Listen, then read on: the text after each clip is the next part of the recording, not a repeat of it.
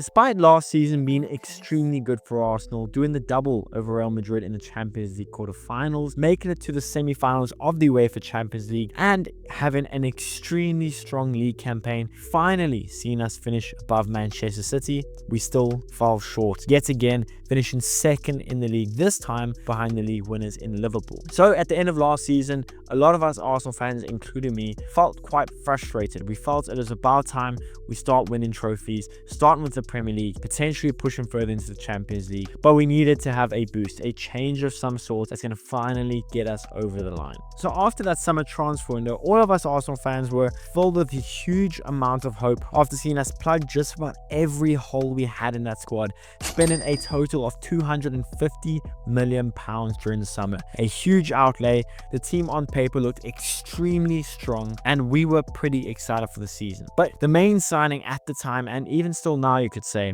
was the type of signing that us Arsenal fans had been begging for such a long time, and it finally happened. Despite Kai Havertz being a really effective and strong presence for us up top for the last 2 seasons, we finally needed and got that clinical lethal number 9 up top. And although there was lots of talk about whether Šeško would have been a better fit at the time, Arsenal went all out and spent £55 million on Viktor Gyökeres from Sporting Lisbon, a striker who had just scored 52 goals with 12 assists in just 49 games in all competitions, more than a goal a game, and this included a Champions League hat-trick against our rivals in Manchester City. So us as Arsenal fans were extremely excited. We finally had that lethal number 9, something we missed out on last season, and finally we can push ahead and go win this Premier League. And look, Viktor Gyökeres had a fairly tough start to life at Arsenal, but since the turn of the year, so since 2026, he has been looking a lot better, scoring 8 goals in his last 15 games and just coming off his best performance in an Arsenal shirt, scoring 2 goals away from home in the North London derby. But after this good run of form, I want to discuss, has Arsenal finally unlocked Viktor Gyökeres, and what could he be for us, and if he can be the pivotal piece to finally putting us over the top, to finally getting our hands on some silverware. So what's going on, everyone? This is Gunnar Century. I hope you're all doing well. Please be sure to smash the like button, subscribe if you guys haven't already, and let's get into it. Now, when you join a club battling for the Premier League, seeing that club spend £250 million in the transfer window, £55 million of that spent on you personally, while you're coming off the kind of season that you just did, 52 goals in 49 games, it is more than fair of everyone, including us Arsenal fans and everyone involved, to expect you to hit the ground running and immediately start carrying this team to the promised land. I mean, at Sporting, yes, they had good players, but you were the whole attack. You were the system. You were the reason Sporting looked so good in the Portuguese league. And when you're coming into a team that the only thing we've been really crying out for is a lethal number 9 up top, there's a lot of expectation on you. Yes, Havertz did really, really well for us last season and the season before. What he provided for us was extremely important to how we played, and he was a huge reason why we looked so good in so many games last season and the season before.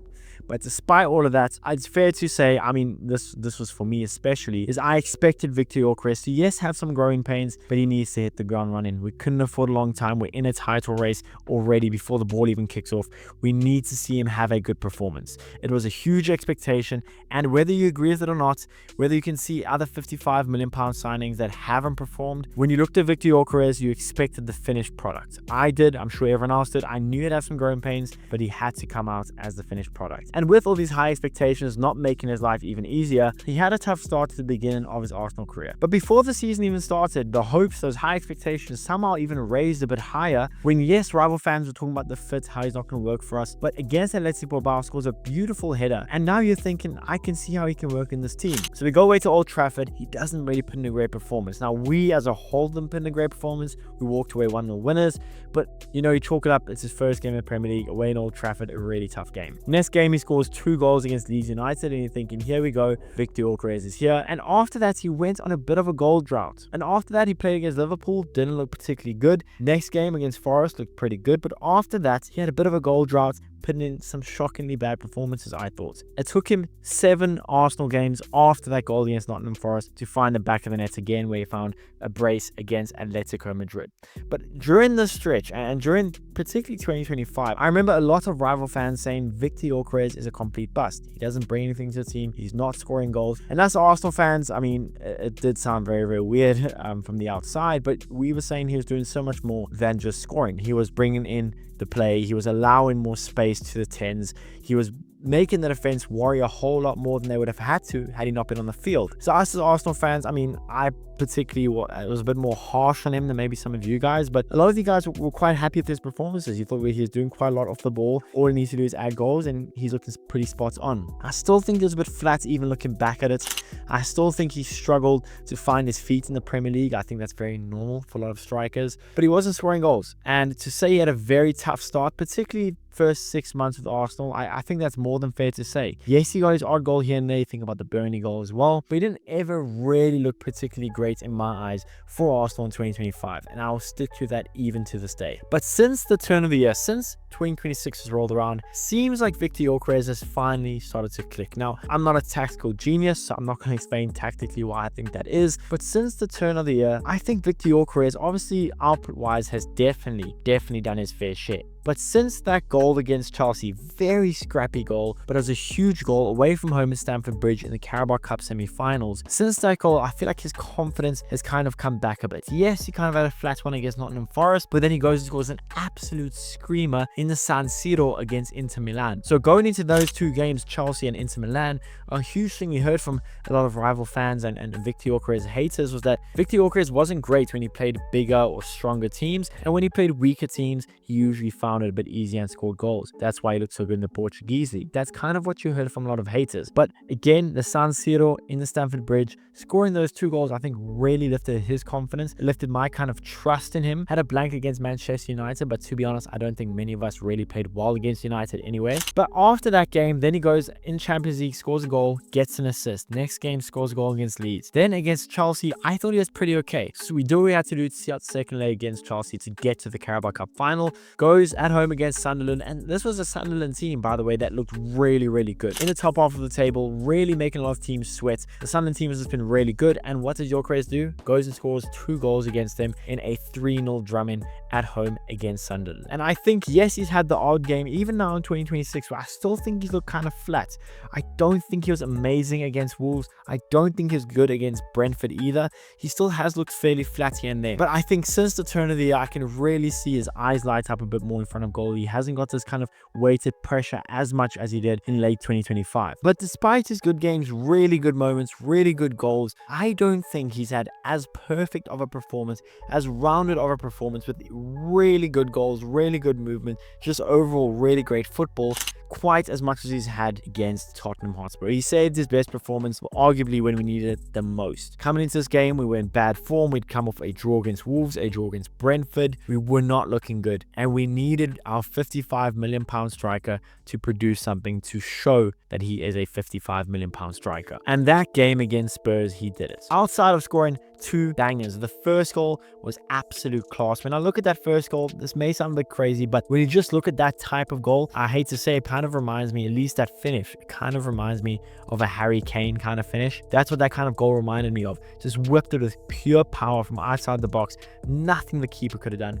Beautiful finish. Great way to get us ahead again in the North London derby. Had a really good link-up play for one of the Eze goals where he just flicked the ball beautifully. Saka then got it, and Eze kind of skirmished it home. And then he finished that amazing performance off with yet another goal, making his brace, but also was a really good finish as well. Nothing you can say about that other than a really good finish. And that's the Gyökeres we've seen. Really gave Dragusin a hard time, was very physical, very hard to get off the ball. There were a couple times where I still think Gyökeres, with his back towards the goal, can be a bit lackadaisical, a bit bad on the first touch. But against Dragusin and against Spurs in general, I think it was pretty good on that. Looked good on the ball, good passes, good flicks. Obviously 2 elite finishes, and that's kind of what you want to see a lot more from Gyökeres.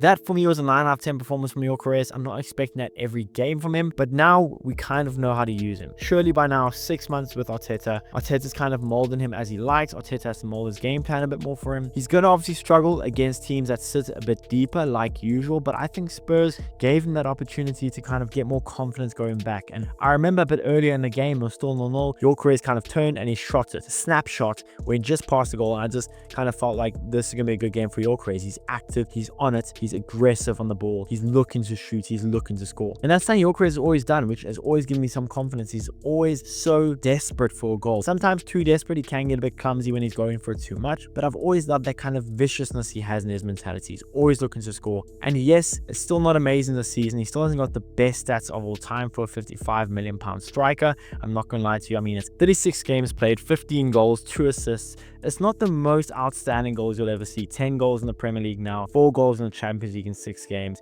It's not been the greatest statistically for him. It hasn't. But when you think about it, he's joining a new league. He's joining a team that already in itself is such a high quality team that can get goals from just about anywhere. You're not the face. You're not the system of the team like you were at Sporting. I think as you see his time with Arsenal grow and him spend more time with us, he's becoming a better player. Again, I still think he's a bit clumsy. His touch is a little bit to be desired there. There's times where you kind of bang in your head because you know how good Gyökeres can be, and he has moments. He just doesn't look like a £55 million player. He has those moments. He's not a Benzema. He's not an Erling Haaland. He's not. But he can find it within himself to at least be a 20 Premier League goal a season player. I really do think so. Some players, think about Kai Havertz. When Kai Havertz joined us, those first 6 months were rough. They were really, really rough with Kai Havertz, but it seemed like that turn of the year, we went on an awesome run. We kind of won every game except for one, and Havertz was a huge reason why we were so good. Havertz kind of switched it on, integrated fully into the team, and he played really, really well for us. So I'm hoping we might see a bit of that from Gyökeres. Gyökeres has been pretty good this season. I still think it's about a 5 out of 10 season so far from Gyökeres, but based off that performance from Spurs, if he can do anything like that on a consistent basis, we have a real player on our hands. But let me know what you guys think. Has Gyökeres been below par? Has he been just what you expect? Do you expect him to get better? Is this the best Gyökeres will ever be? Let me know in the comments below. Please be sure to smash the like button, subscribe if you guys haven't already, and I'll see you guys in the next one.